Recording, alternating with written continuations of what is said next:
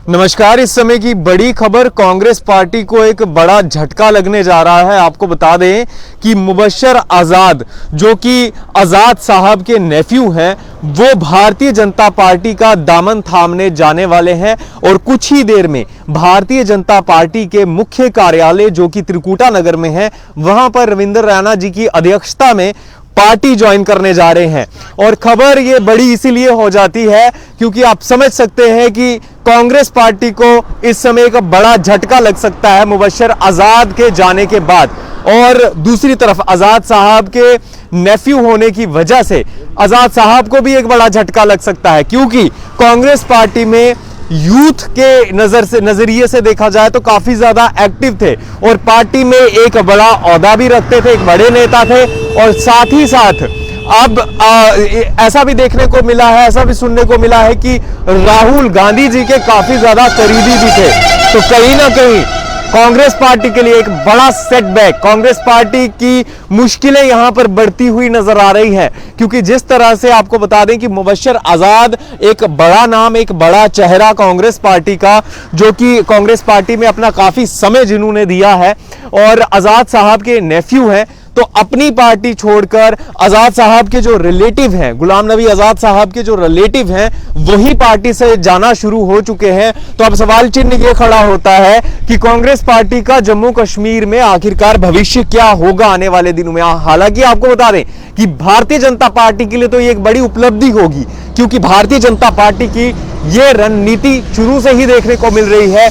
जहां जहां पर भारतीय जनता पार्टी कमजोर है, वहां वहां पर खुद को मजबूत कर रही है, नेताओं को अपनी पार्टी में शामिल कर रही है। और मुबश्शिर आजाद के भारतीय जनता पार्टी में शामिल होने के बाद भारतीय जनता पार्टी और ज्यादा निखर कर जरूर सामने आएगी। लेकिन कांग्रेस पार्टी को अब सोचने पर यह मजबूर कर रही है कि आखिरकार कांग्रेस पार्टी का कल क्या होगा। आपको बता दें कि गुलाम नबी आजाद भी पिछले कुछ दिनों में चर्चा में थे कि गुलाम नबी आजाद कहीं भारतीय जनता पार्टी में शामिल तो नहीं होने वाले हैं। हालांकि इसे हम अफवाह का नाम ही देंगे, क्योंकि इस तरह की बातें मीडिया में जरूर आई थी कि गुलाम नबी आजाद भी भारतीय जनता पार्टी का दामन थाम सकते हैं। लेकिन फिलहाल जब मीडिया ने उनसे बातचीत की तो कई उनके ऐसे बयान भी आए कि इस तरह का उनका कोई मंसूबा नहीं है और वो एक पार्टी, जो कांग्रेस पार्टी है, उसमें अपना काफी समय दे चुके हैं और उसी पार्टी के साथ रहना चाहेंगे। लेकिन कहीं ना कहीं अब यह समझना यहां पर मुश्किल हो रहा है कि इस समय जो पॉलिटिकल डेवलपमेंट्स जम्मू कश्मीर के अंदर देखी जा रही हैं, उनको देखते हुए कहीं ना कहीं ऐसा जरूर लग रहा है कि पॉलिटिक्स कभी भी बदल सकती है और जम्मू कश्मीर में कभी भी कुछ भी हो सकता है। एनसी पार्टी को ही देख लीजिए, मुश्ताक बुखारी जी, जो कि 40 साल से एक ही पार्टी में थे, अचानक से रुख बदल गया, अचानक से उनके ख्यालात बदल गए, सब कुछ बदल गया पार्टी के लिए। और आप समझ सकते हैं कि जो मुश्ताक बुखारी 40 साल से अपनी पार्टी को सर्व कर रहे थे, अचानक से उन्हीं फारूक अब्दुल्ला के खिलाफ उनकी कितनी बड़ी बयानबाजी भी देखने को मिली मीडिया में। देवेंद्र सिंह राणा हो, सुरजीत सिंह सलाथिया हो, वो भी भारतीय जनता पार्टी में बड़े चेहरे जो हैं वो शामिल हो चुके हैं।